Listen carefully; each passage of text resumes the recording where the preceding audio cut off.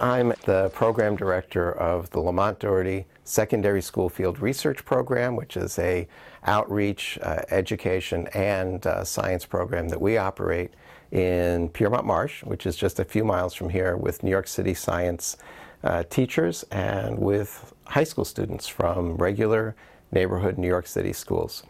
I know I want to go into a field of science, I just don't know where I want to go into.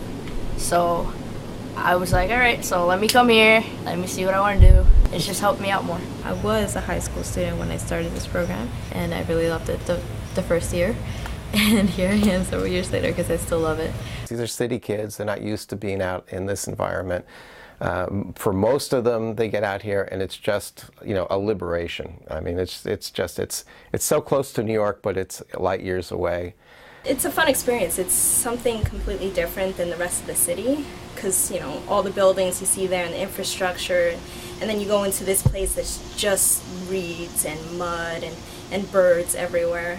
We measure the carbon in the soils, we measure nutrients, we measure plant succession, we measure fish distribution.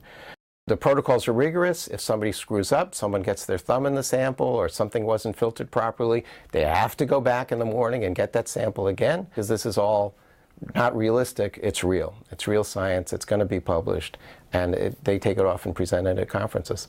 In school, you read about people's adventures and what kind of things they do, but you never really think on how it's done, and then when you're actually physically doing it, the endurance and the excitement you get from actually doing it, I mean, it's amazing. I love it.